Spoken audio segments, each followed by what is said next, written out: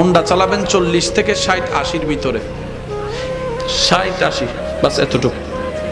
আর কেউ আইসা যদি পিছনে যায় কয় ব ব পারবিনি, আমার লগে পারবিনি, আপনি শুধু এতটুকু বলেন তোর লগে ফারারও ইচ্ছা নাই, হারারও ইচ্ছা নাই, তোর ফত তুই যা। বুঝতে পারছেন?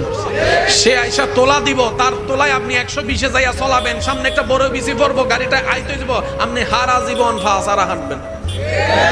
এমন ভুল কইরেন না ভাই, মা বাবা চোখের কান্না হইেন না।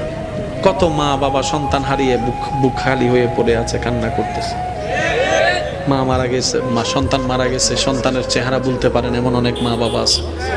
আর জানেন তো, মা বাবা নিজে না খেয়ে সন্তানকে খাওয়ায়, নিজে না পড়ে সন্তানকে পড়ায়। আমি যুবক ভাই যারা আছেন আবদার করে বলি, অনেক ভালোবাসা নিয়ে আপনাদের কাছে আসছে, অনেক ভালোবাসা নিয়ে।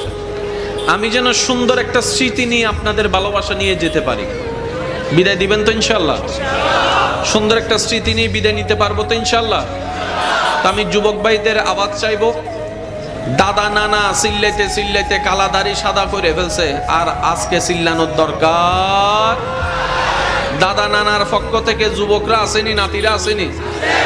নাতিরা একবার বলেন মারহাবা, আর একটু আস্তে করে বলেন।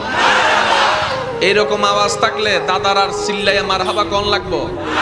কারণ দাদা যদি মারহাবা কইতে যাই আবার দাঁত ফইরা যায়, তখন তো দাদি আমগরে জাড়া দিয়ে লড়াইবো, বেজাল আছে না?